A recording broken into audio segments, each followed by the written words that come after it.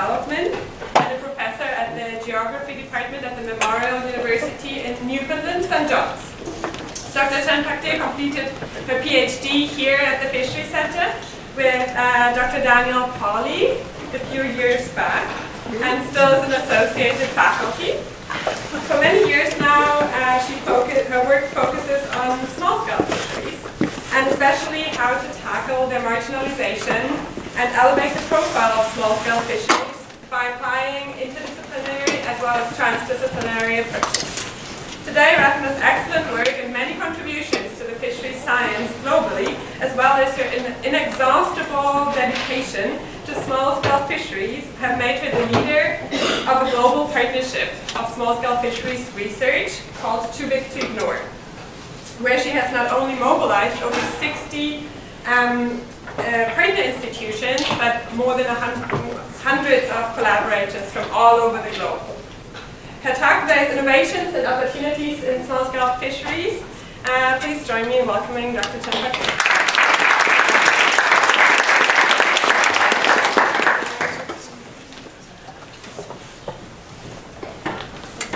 Thank you, Anna.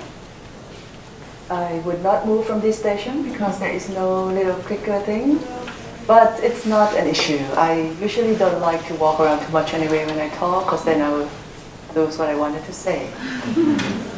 Thank you so much, Anna, for this invitation. It's definitely a joy to be back at home, and glad to see some of the familiar faces, but more new faces than those that I remember. So I guess we have all moved on or another.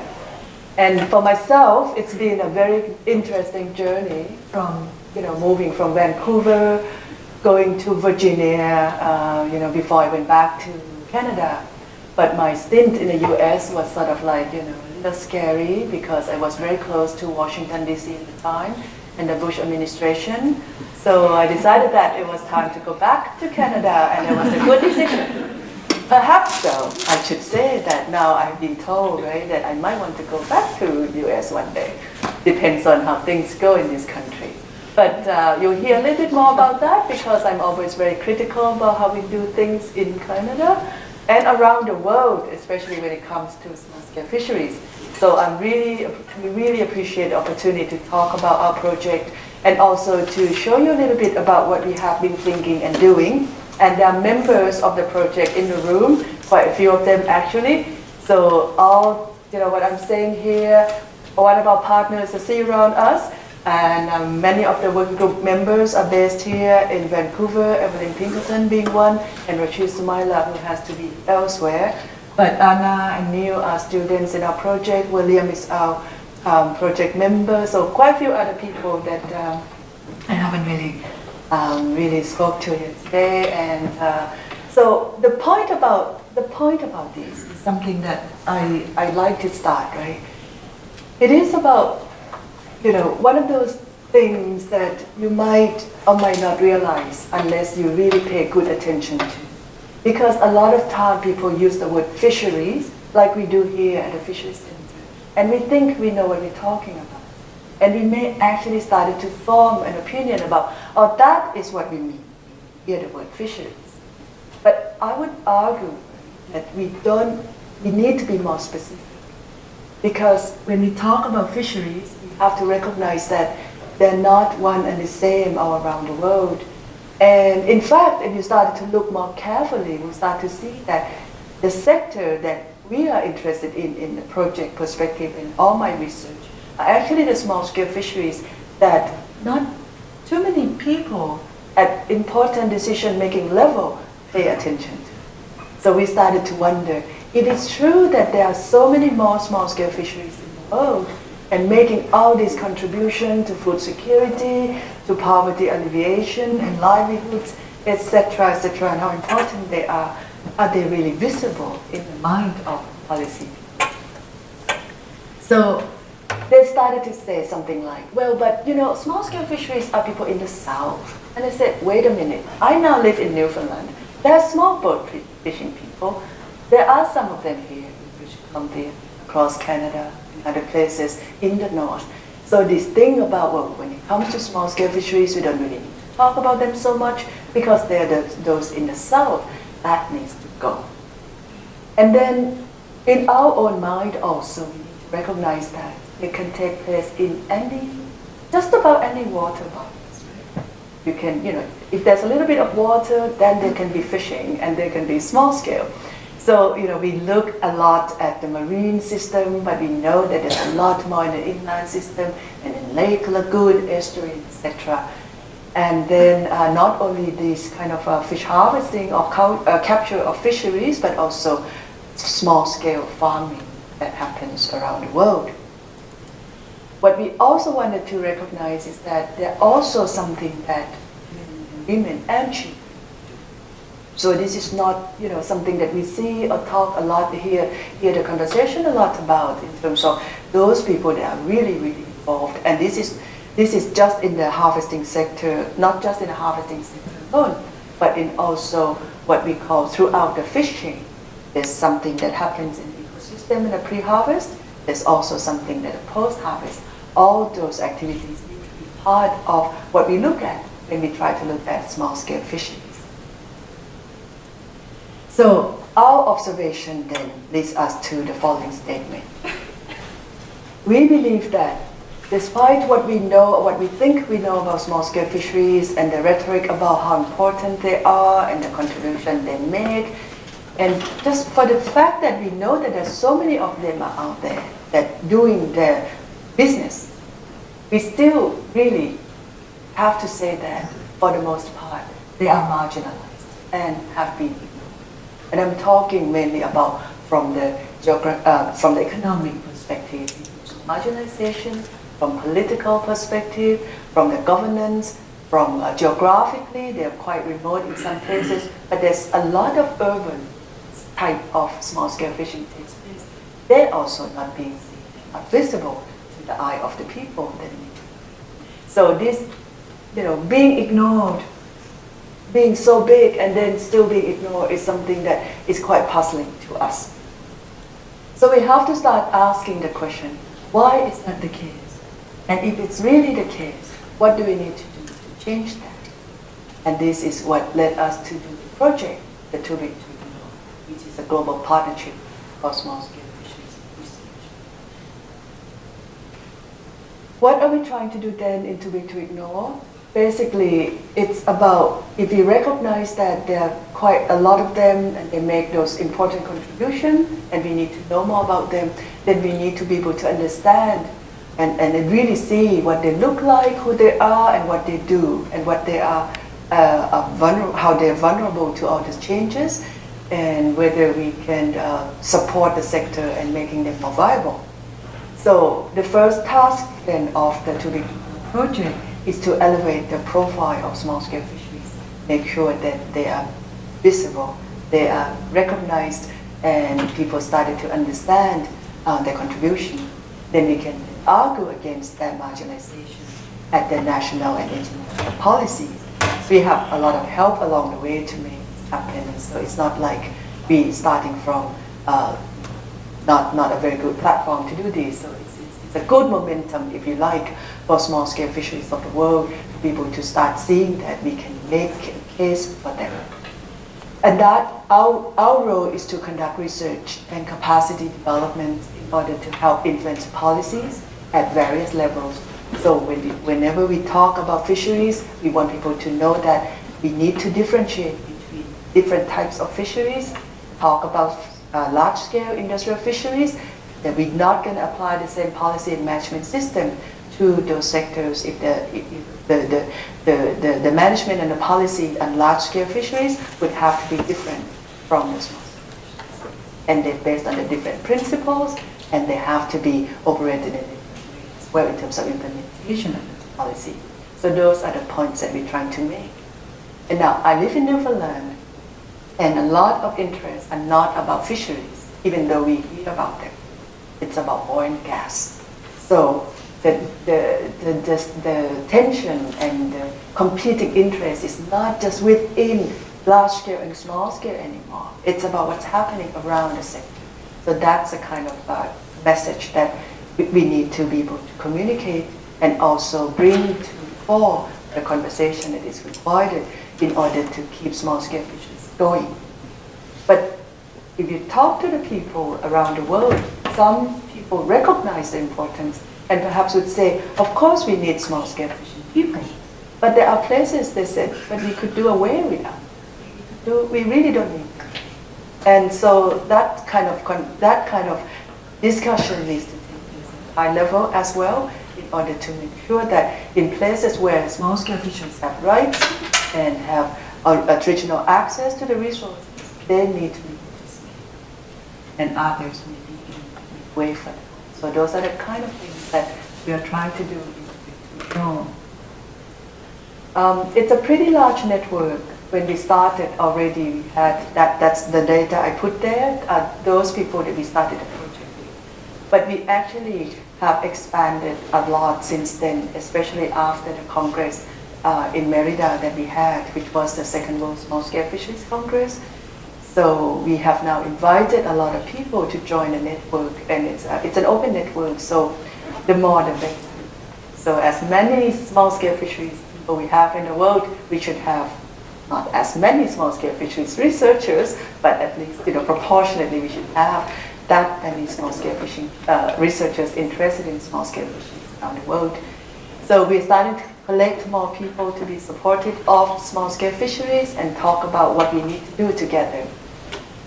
The project is funded by SSHRC, the Social Science and Humanities Research Council of Canada, and so they gave us the money to start the project, and we have matching funds of the equal amount actually from our partners and research team.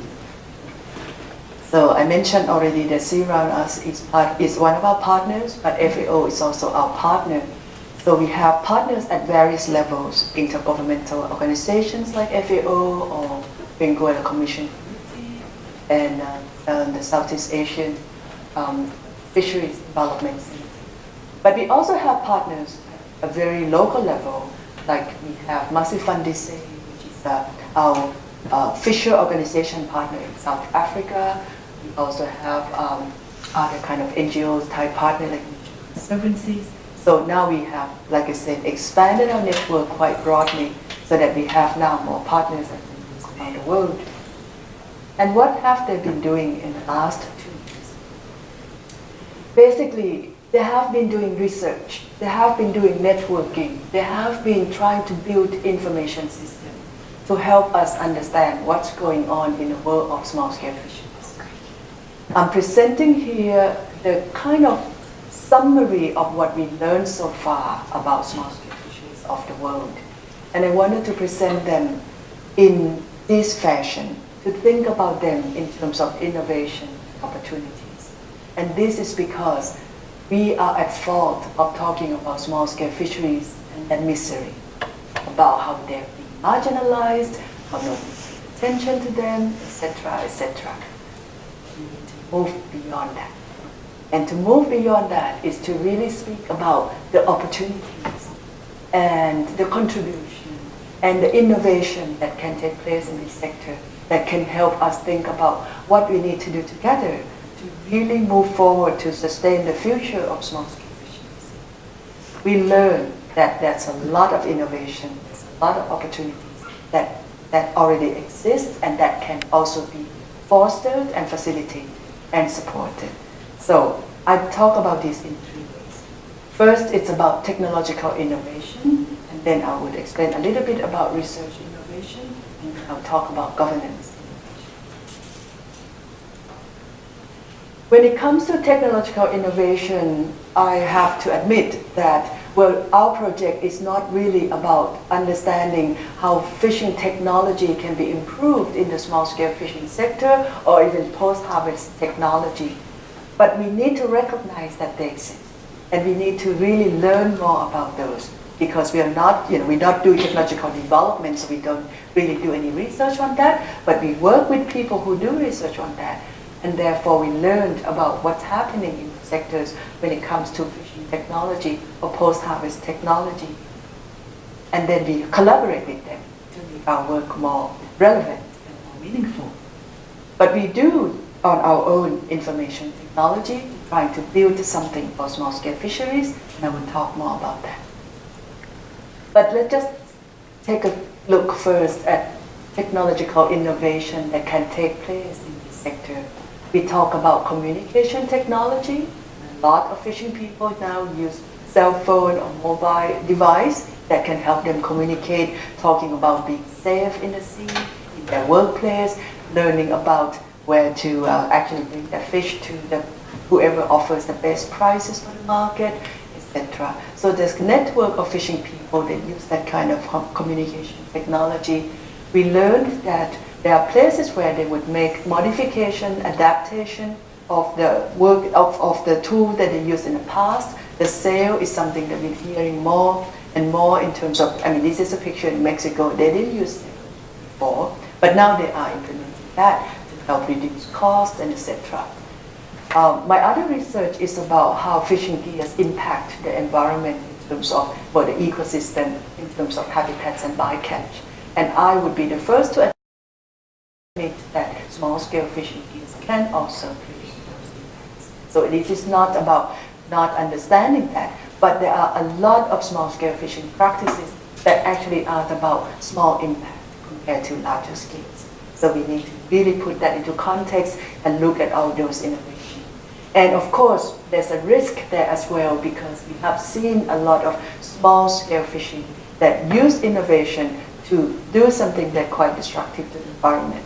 So we are very aware of that, but we are really looking at low cost and small impact fishing technology in terms of innovation that takes place, and trying to share that information to other people around the world so that they can learn that if you really want to be viable and sustainable, you don't need to use destructive fishing gears, but you can actually do better by using other gears. This is an example of what you do with your fish once you finish, once they land. And this is a project I worked with in Malawi. And for a while, this is how they would carry the fish and get them dry in the process. You just hang them, right? Right there as you drive your car. Why put the fish in a car and make it smell? You just kind of carry them that way. So that's how people do it. And it's fantastic. I thought it was an innovation. Of course, we need to work with them to make sure that there's not going to be health issue and quality type, and that they can export the fish if you hang them around that window like that. So the drying of the fish in the many lakes in Africa is also quite. It has gone through a lot of innovation as we were working with the post-harvest technology, because they used to dry the fish on the ground, and it's mixed with everything. So a raised platform to dry the fish had become one of those things that started to pick up a lot in many places, in many places in Africa, to help improve that post-harvest quality of the fish, and for better market prices that they can also access with better quality fish. So that becomes something that we're learning more about, and in many other places. So the always good example is to learn from what happens in one place like Africa compared to what happened in Asia and other Latin American countries. So the project actually allows us to see how things are compared around the world. It is not something that is easy to observe, but with the kind of network and the approach that we take, it makes it possible. So learning from one place actually helps the other groups of fishing people in other places. So there's a lot of exchange happening between fishing people in Africa and fishing people in Asia, in Southeast Asia in particular, through the work of our projects and other projects, to try to learn from each other in terms of post-harvest technology. And here is what I'm very excited about, and this is something that we have been quite proud of and been working on this for a while. We actually want to say that when people say we don't know about small-scale fishery, is it because really there is no data, or it's that the data is not being used or not being presented in a way that it can really be used? Or it's really nobody put the data in a place where we can access and learn about it. So we are transforming the way we think a little bit about information, going from the traditional system into what we call crowdsourcing information system. In a nutshell, it is about we depend on everybody to help us make it possible to put information into these system that we are building. So the information system on small-scale fisheries is about bringing information in through the crowdsourcing platform into a system that then everybody can access and make use of however you like. So I'm just showing a little bit of the interface that we built. We just launched this in Mexico at the Congress in September. It is still under development in many ways, but we were able to put in a few layers of data to make it possible for people to start contributing the data and also use the information system to learn about what's happening in the world of small-scale fisheries. So I have a big team, well actually a small team but big hearts, people with really a lot of energy to try to make this happen. A lot of young people are involved in this as well, which is what we need in order to take this, to make it, the interface work with the audience that we target. And the audience we target are not researchers alone. We target policy people, we target community groups, and environmental groups, and fishing people groups. So we want to make sure that this works for everyone because it's online, it's open access. If you go to toobigtoignore.net, you will find these links to this. So it's still a lot of work to be done, but it's there. And many of you are part of that already. So we found out who you are, what kind of research you do, and we put you in the system. We call you our researchers. We put your publications in the system so that people who are interested in learning about who study climate change in small-scale fisheries, they will see the name Willemstrom happening. So we need more of that, and we need all of you in there in order so that the world can know about what you do. So where does research take place? Research takes place around the world. Knowledge is happening around the world. So you can you can go into a place and try to find, well, who's doing research in India where I'm from? Or whatever, not where I'm from, but where some of you are from. Who's doing research in Thailand where I'm from, right? So those are the efforts that we're trying to do with this information system. You can put information in there, and then you can take information out of it by making a query and search and trying to learn what's going on and connect to people. So there are data sets that you can select. There are different types of view, whether it's a map or table, and there's a lot of advanced search features for those really who like to dig deeper. But there's a lot of ways that we can communicate and use this as a platform to really talk about small-scale fisheries.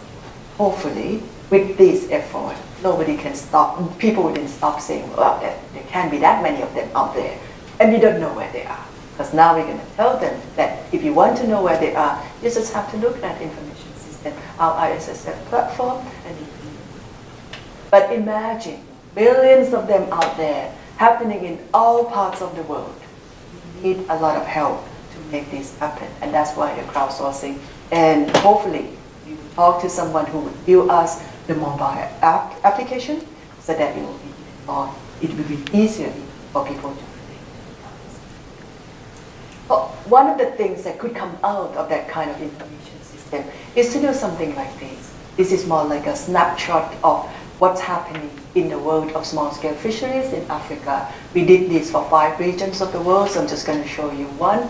This is what the project is, this particular part of the information system is just the state of the art, like I said, the snapshot.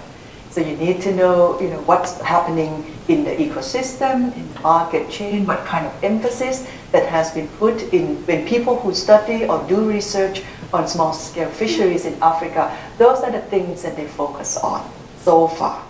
So that could become something that people start to say, well, but why don't people do any work in these other areas, like in Northern Africa? Are there more research done there that we don't know of? Perhaps we should look more into that.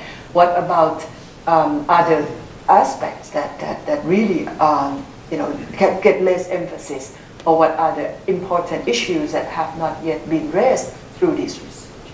So the 2 parts that we now have in the information system is about researchers and research, and that's because it's our research network. That's the easiest place for us to start.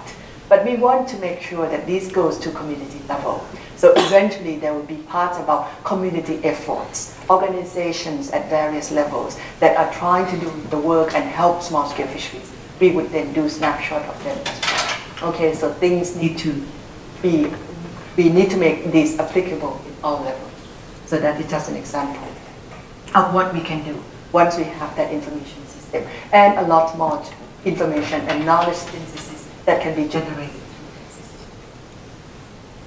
So I'm just going to spend a bit of time looking at the thick description and system analysis, and then talk a little bit about the new effort, which is a lot to do with transdisciplinary research. This you have seen. This is what Daniel has put together, making a case. He was one of the first people who tried to tell us there's a difference between these two worlds, and we need to pay close attention. What we hope to do with our thick analysis and the study that we do is to add to that, in addition to providing more information to compare the large scale and small scale, but try to provide narrative and other qualitative information to talk about who they are, where they fish, and what their fishing looks like, what contribution they make, and what happens to their captures after they land, and what role do they play in environmental conservation. So those are many, many questions that a lot of the work that we're doing in the partnership are trying to do through asking big questions. Viability, well-being, stewardship, rights and access, and governance. Those are the big 5 questions that we're asking. And we continue to ask those questions, do research around the world with lots of case studies so that we learn more as we go. And synthesize that knowledge and then mobilize that effectively. So that's our goal. So when it comes to fisheries, we always have to remind ourselves, it is not an isolated sector, it's a system. So it's linked, it has this fish chain connection, but it's also linked with other things that are happening in the community. And as a system itself, you have to be able to analyze them as part of the system that is being governed from the governance perspective, when we recognize a governing system that are doing something to make life of small-scale fisheries better, but mostly not as good as it should be, and then the interactions between the two. So we are informed by these theories of interactive governance to help us moving along. And I'm sort of having this particular lens in my own research in the last 10 years. So we actually are quite keen in looking at how small-scale fisheries need to be governed differently than large-scale. But the transdisciplinary is really quite a challenge, because we here in the Fisheries Center and at UBC in general with this environmental program, we know that we have already doing this interdisciplinary. But what else do you want us to do, right? It is quite a healthy tension, I think, to think about we need to do a little bit more, to go into areas where we don't know, to go and draw from other knowledge holders, like other stakeholders, and other people who really know what they're talking about. But there will be places where neither one of us know. None of the groups that we're involved with know. So then we have to find a way to really understand what's going on. So the way we go about thinking about transdisciplinary at this time is to really say that it is about drawing from several disciplines in order to explore an empirical phenomenon. But it does not really aim to integrate or fuse these views. So people who want to join transdisciplinary discourse doesn't have to feel like you have to give up anything, right? It's just about adding to things as opposed to trying to say, oh, we're going to weaken everything, nobody's going to know anymore what's going on. No, bring your disciplinary lens and help us elevate it to the next level. It is going to be oriented around the wicked problem idea that defining a problem is a problem. And every problem could be unique. Not every problems are unique. Well, maybe not. I have to think about that again. But basically, sometimes we think we have solutions, but we might actually end up creating more problems elsewhere. And all we are doing is actually more solutions else, which is fine in some time, but sometimes we have to be more active about some of the things that we're doing.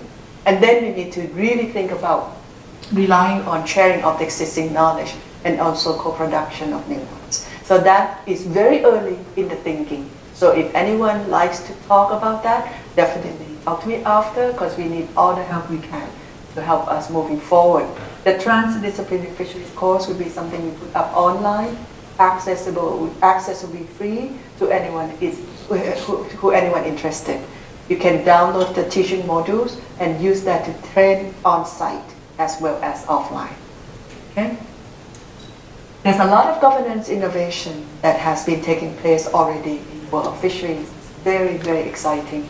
There's transition, transformation, and we want to make sure that we make a proposition about the change that is required. Here is what we're learning already from about 30 different case studies looking at fisheries governance, how small-scale fisheries are governed.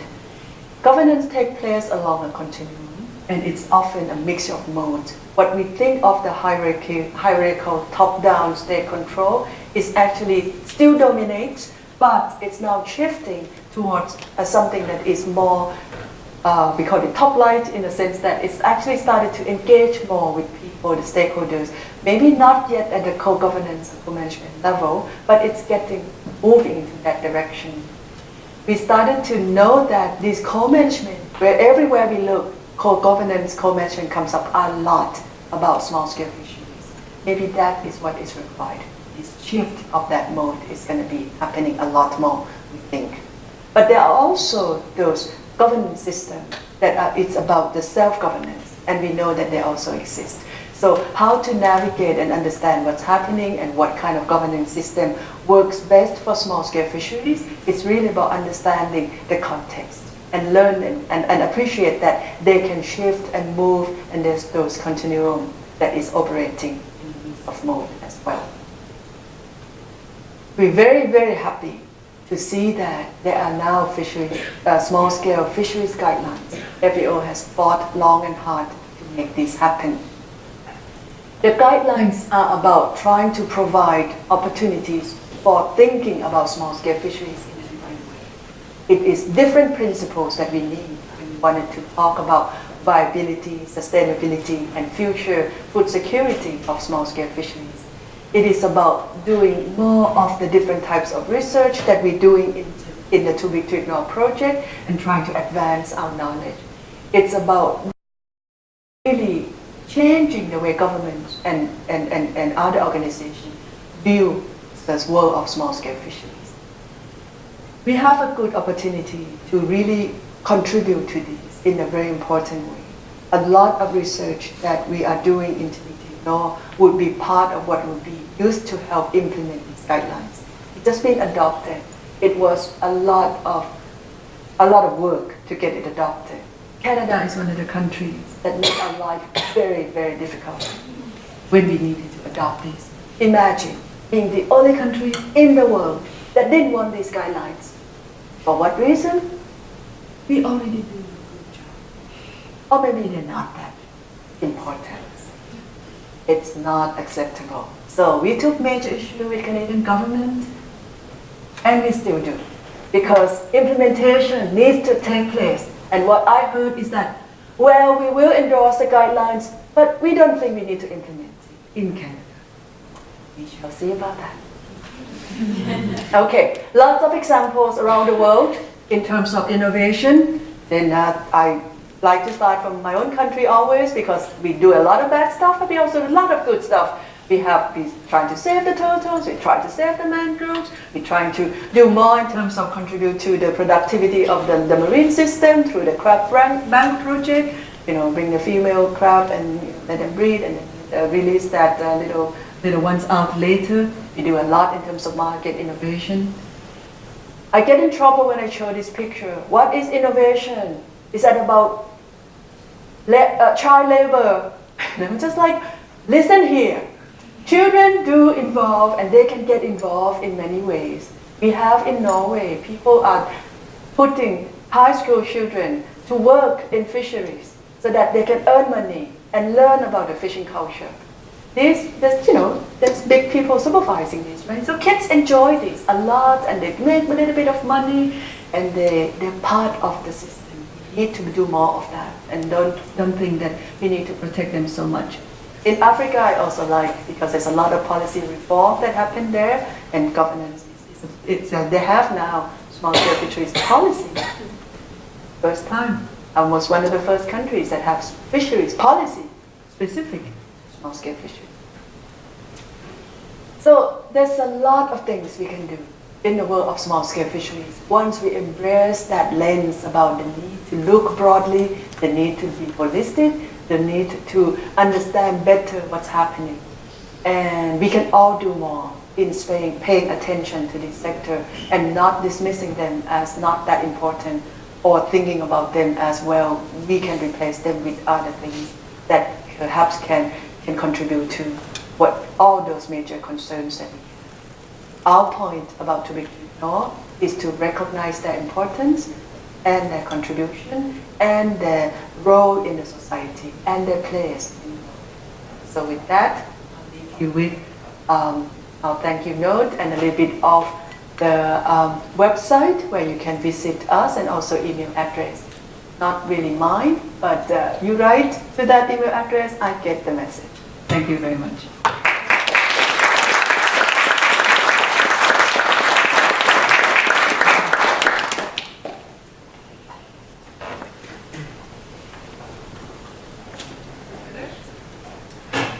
So we have 10 minutes for questions, and we're going to start with a student question first, and then move on to anybody else who wants to ask something. So, students?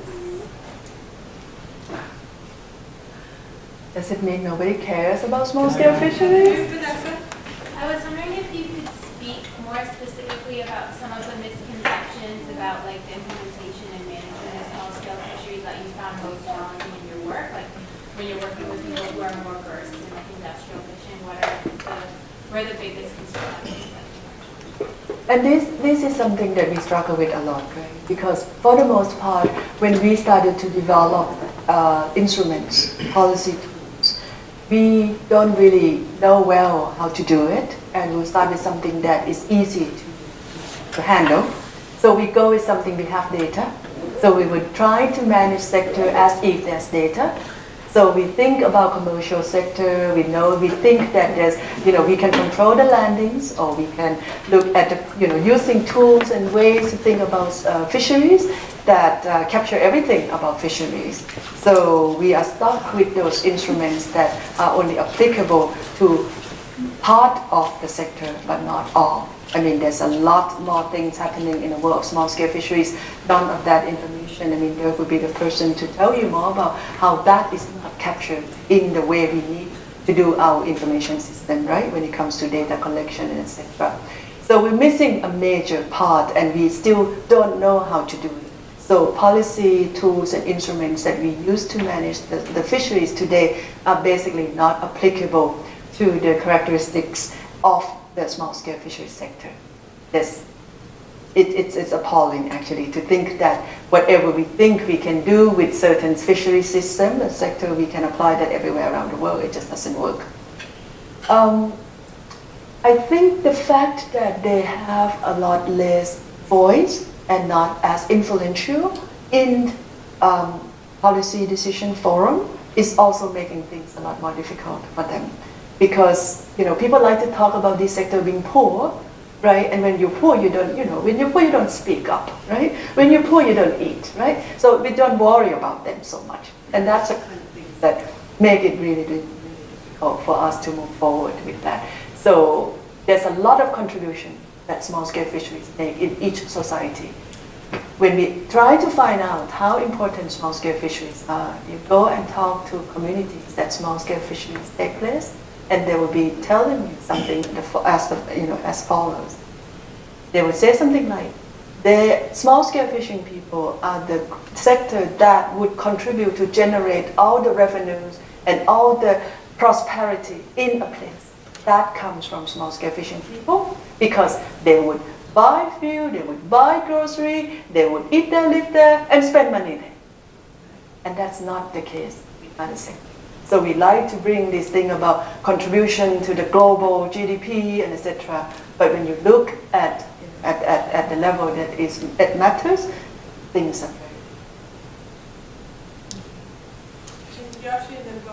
I just want to, it's a hard question, but do you think small-scale fisheries are more sustainable than industrial commercial fisheries? Do you really think large-scale fisheries are sustainable? No, do you think small-scale Right, is more okay. sustainable than large-scale? Yeah. Are you asking me, right? Right. Well, no, that's the thing, right? So we have seen examples of very sustainable small-scale And I'm sure you can say the same about large scale as well, some of them, right? To us, it's about, if you have to think about the world of fisheries and trying to imagine yourself in terms of, what would be the best way to harvest the fisheries, right? To us, it would still be, let's do it in a small scale, less impact, and not, like I said, not to suggest that they don't create any impact at all, but if we were to remove, this is how I see the world of fisheries, if we were to remove all the large-scale fisheries, there would still be a lot of fish that would contribute to whatever large-scale fishing sector thinks they're doing to the society. And then there would be a lot of fisheries for a lot of smaller scale fisheries, and then we need to avoid that tendency to try to develop small scale fisheries into something that is more advanced, etc. Right? So there are opportunities, there are places where small scale fisheries can be very sustainable, and we've seen that. I mean, they have lasted much longer than any other sector that at the end of the day. There's still a lot of people that continue to fish, right, in that quite traditional, not to say that it's, it's not modern enough, but it's, there's some modernization that happens, but things are still good. And what I believe is that it depends on the mindset and the principles behind, or the reasons why you fish. And we believe that why small-scale fisheries can be more sustainable, because the reason for fishing is very different from the reason why we need to fish for in the large-scale sector. It's not about return on investment.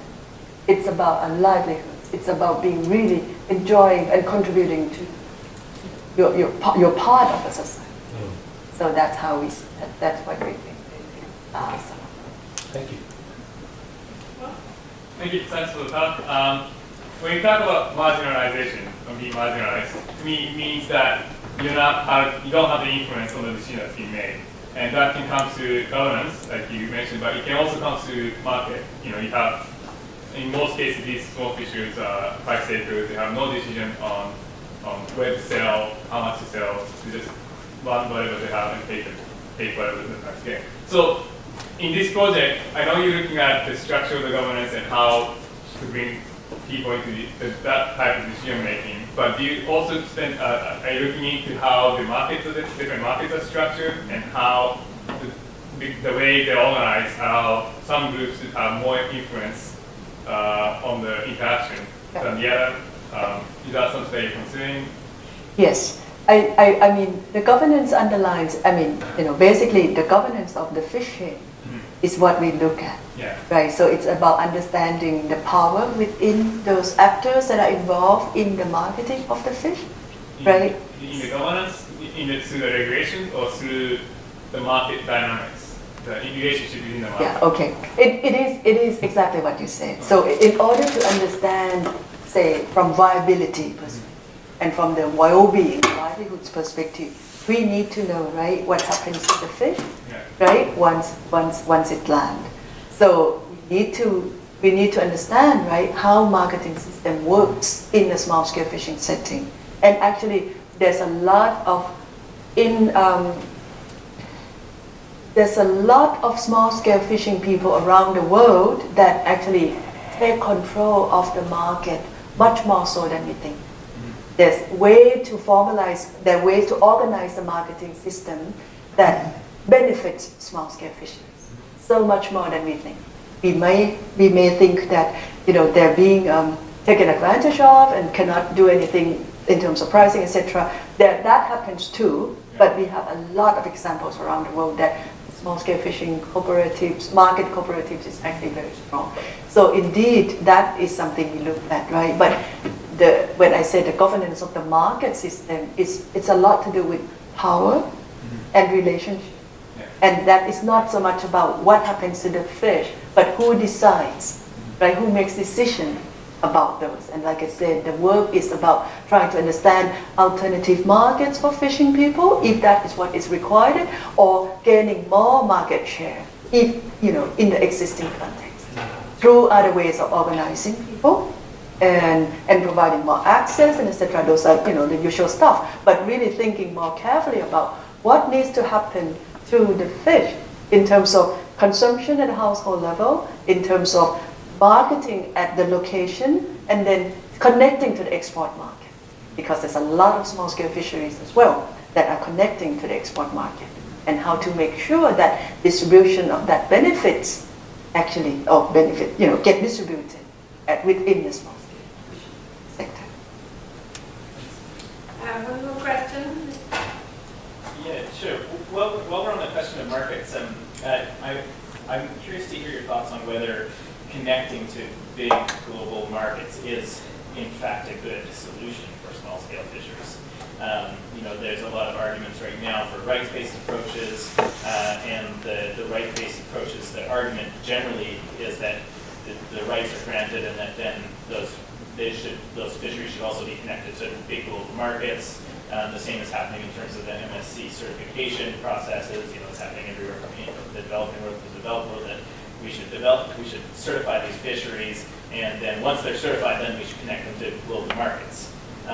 Is that the right solution? That's a trick question, right? We have a long discussion and debate about this, always ongoing rather, right? Because it is important to recognize that. I mean, the only way to really know that that's a solution or not is really to see who benefits, right? At the end of the day, we haven't had enough examples to really show us that small-scale fishing people would benefit from any of those. Even those that have MSC certification on their level. One thing I learned, they told me, right, the Mexican lobster people that got the certification with MSC, they said it's not so much about gaining anything, but it's about being visible to their government. Because in some way or another, once they have that label, they can then negotiate with their government to get whatever it is for their center. And I said, well, that's a very interesting way to use that instrument for their cause. But if you ask, today, do we need that for small-scale fisheries to be viable and sustainable? I don't believe so. Because there are many, many other ways to create. There are many other ways to really, gain, to make it meaningful for small-scale fishing people. It's not about having to link into big global markets. It's not about, and the concern that we have, of course, is how to make sure that they can do it without feeling the pressure of having to. And I think that's why the study about these alternative markets, I mean, in Europe, in many other places around the world, there's no room for MSC talk anywhere, because there's no need for that. There's a super good market structure already happening for small-scale fisheries. So I think they need to. I think that kind of rhetoric about we would create wealth for everybody, everyone would be happy. We just need to question that a lot, especially if we're concerned with what's happening in small-scale fisheries. Thank you so much, Ratana. And we're